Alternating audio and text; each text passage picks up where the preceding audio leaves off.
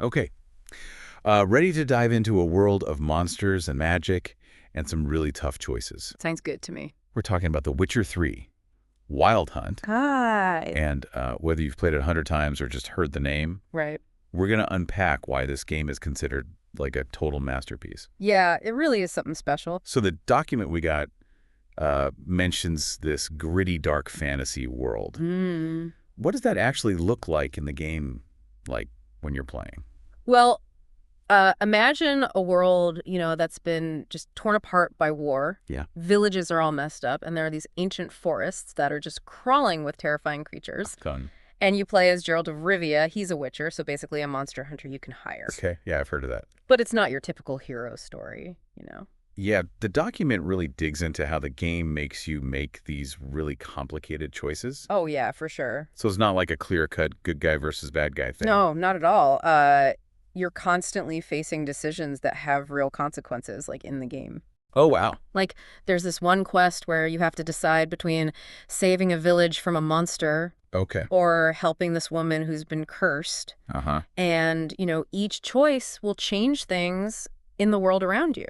So it's like actually impacting the game world, Oh, absolutely. not just picking a dialogue option and moving on. It's not just about what you say, but what you do. Wow. You can totally change, like, the political scene, the fate of these little towns, Oh, wow. even the lives of the people Geralt is close to. That's pretty heavy stuff. It can be. So let's talk about the world itself for a sec. Okay. The document mentions dynamic weather Yeah. and like a day and night cycle. Hmm. Is that just like window dressing, or does it really change how you play the game? Oh, it's way more than just pretty backgrounds. I mean, Oh, okay. like, try walking through a swamp in the middle of the night. Yeah. You can't see anything, which makes you super vulnerable. Right. Plus, some monsters only come out at night. Oh, so that's a good strategy. Yeah, it keeps you on your toes. And then there's the weather. Oh. A blizzard will slow you down, and a rainstorm could make some of your potions work better. So you always have to be thinking about what's going on around you Exactly. and like change up your game plan. You got it. That's so cool. It makes exploring the world a lot more risky, but also way more rewarding. I bet. Definitely. Okay, so what about the combat itself? All right. The document calls it a mix of swordplay magic and alchemy. I've heard some players say it's kind of clunky at first. Yeah, it can be a little tough to get the hang of at the beginning. So is that true, or is it just like a learning curve kind of thing? I mean, there definitely is a learning curve, Okay. but it's worth it because the combat system is really deep. Like with the swordplay, you have to time everything just right to block and dodge. Oh, so it's not just like button mashing. No, not at all. And then you've got magic, they call it signs in the game. And it gives you all these different tactical options, like you can set enemies on fire or trap them in these magic fields. Whoa. And then there's alchemy, which is where you brew potions and oils to, like, take advantage of your enemy's weaknesses. So that's where the strategy comes in. Yeah, exactly. Like if I'm going up against a fire-breathing dragon, Oh, yeah, good example. I would probably want a potion that protects me from fire damage. For sure. And maybe coat my sword with an oil that's extra effective against dragons. Exactly. You got it. Oh. Being prepared is key in The Witcher 3. You really have to study your enemies.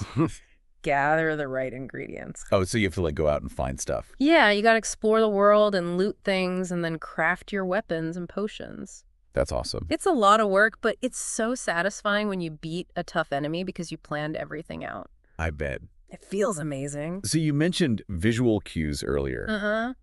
Does the game do a good job of like visually showing you what's going on during combat? Oh, yeah, totally. Like the way the enemies move and the sound effects they make. Right. They give you these little hints about what they're going to do next. Oh, so you can kind of predict their attacks. Yeah, and then you can react in time, and you can even use the environment to your advantage. Oh, like how?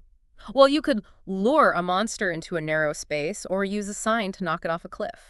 That's so cool. It's a lot of fun. So the combat is like a whole other layer of the game. Yeah, it's not just about swinging your sword around. Okay, cool. There's a lot of strategy involved. And the document also goes on and on about the visuals and the audio. Oh, yeah. Can you paint us a picture of like what it looks and sounds like? Okay, so visually, The Witcher 3 is just stunning. I mean, the environments are so detailed, Okay. from the streets of the cities to these creepy old ruins. Wow. And the characters' faces are super expressive.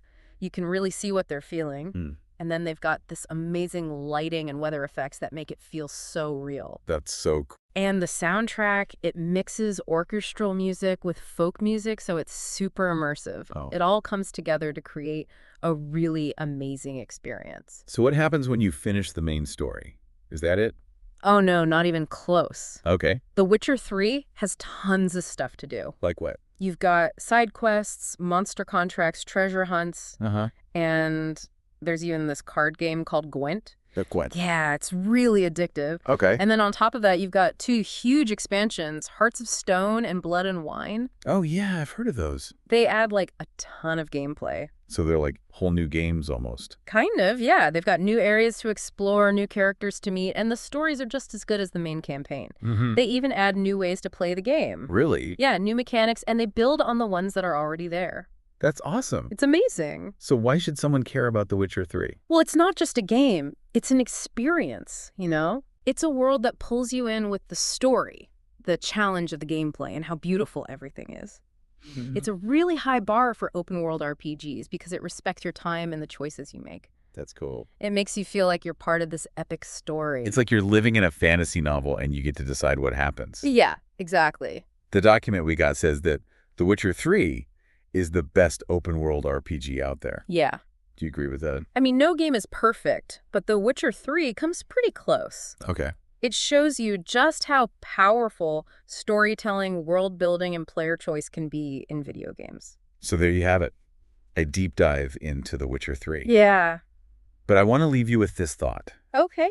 If you could step into this world, what kind of character would you create? Interesting. Would you be a monster slayer or someone who can like control magic or something else completely? Tough choices. Think about it. Until next time, happy hunting. See you later.